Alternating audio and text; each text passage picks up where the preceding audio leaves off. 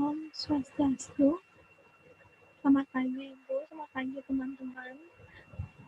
Pada kesempatan kali ini, izinkan saya, Nyumaide Muhammad Pramesti, NIM 056, ingin mempresentasikan materi komunikasi tentang komunikasi organisasi.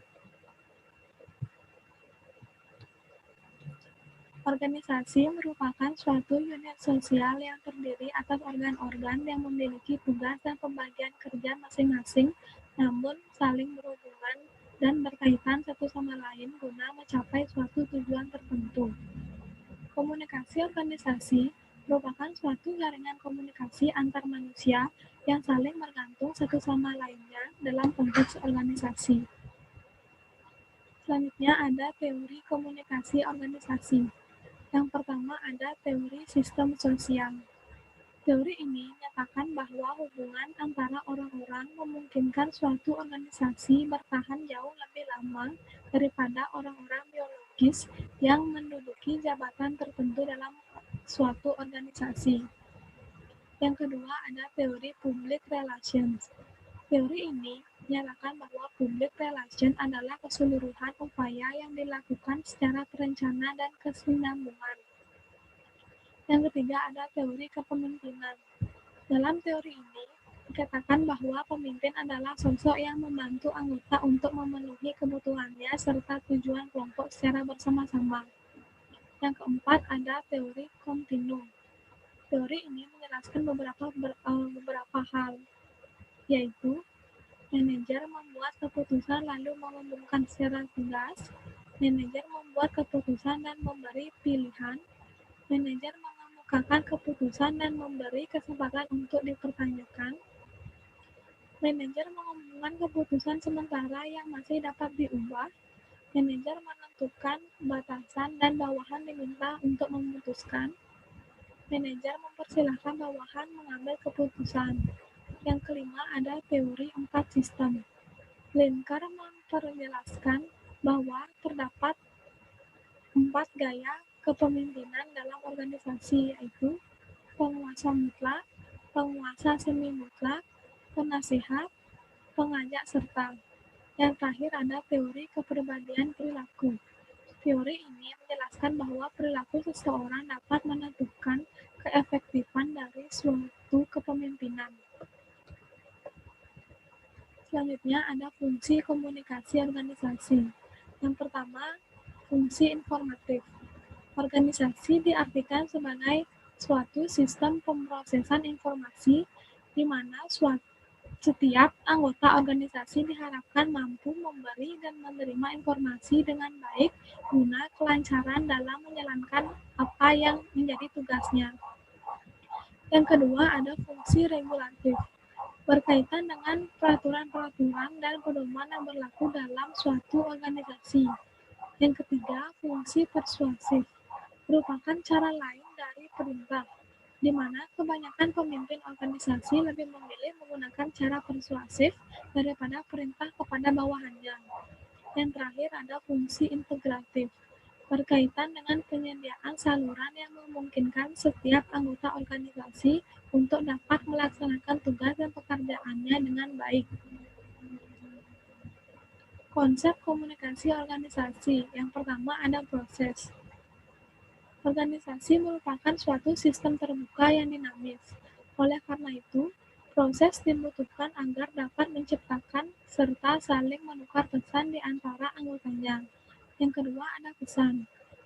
Seseorang dalam organisasi harus mampu menciptakan dan menerima pesan dengan baik. Dan pesan yang baik adalah pesan yang mampu diterima sama seperti apa yang disampaikan. Yang ketiga ada jaringan. Organisasi ibarat sebuah jaringan yang terdiri atas serangkaian seri. Seri ini terdiri atas sekumpulan orang yang menduduki posisi atau jabatan tertentu. Sekumpulan orang tersebut kemudian menjalankan tugas, fungsi, dan perannya masing-masing dalam sebuah organisasi. Yang keempat, keadaan saling tergantung. Ketergantungan dibutuhkan bila mana suatu bagian tidak berfungsi sebagaimana mestinya akan mengganggu kinerja dari bagian lain juga. Yang kelima ada hubungan. Organisasi sebagai suatu sistem sosial. Fungsi dari beberapa bagiannya dijalankan oleh manusia bergantung kepada hubungan di antara manusia-manusia tersebut sebagai anggotanya. Yang keenam ada lingkungan. Lingkungan adalah semua totalitas baik fisik maupun sosial yang diperhitungkan dalam pengambilan keputusan mengenai individu dalam suatu sistem yang disebut organisasi. Yang terakhir ada ketidakpastian.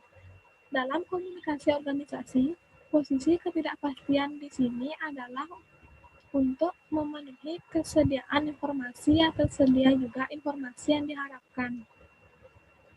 Selanjutnya ada bentuk komunikasi organisasi. Yang pertama ada komunikasi internal. Komunikasi internal merupakan komunikasi yang berlangsung dalam unit-unit, individu-individu atau kelompok di dalam internal suatu organisasi. Komunikasi internal dibagi menjadi dua, yaitu komunikasi personal dan kelompok. Komunikasi personal adalah komunikasi yang terjadi antara individu dengan individu anggota organisasi. Dalam komunikasi personal ini, terdapat dua macam komunikasi, yaitu komunikasi tatap muka dan komunikasi bermedia. Dan selanjutnya ada komunikasi kelompok.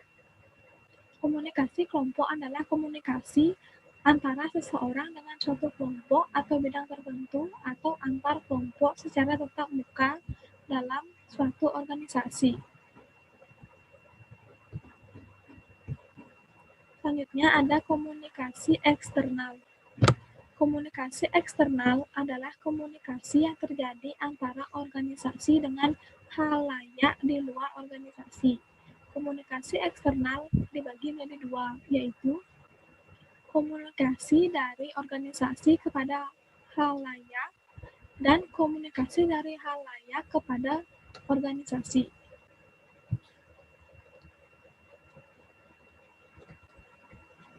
Manfaat mempelajari komunikasi organisasi. Yang pertama, kita paham posisi kita dalam sebuah organisasi formal maupun non-formal, mampu menyesuaikan diri, kita tahu bagaimana cara bersikap terhadap bawahan dan atasan, dan bagaimana cara memimpin agar tujuan organisasi bisa tercapai.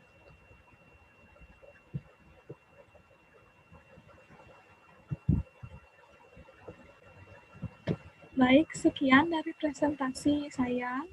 Saya mohon maaf apabila ada kesalahan selama saya presentasi. Atas perhatiannya, saya ucapkan terima kasih dan saya tutup dengan Parama Santi. Om Santi Santi Santi Om.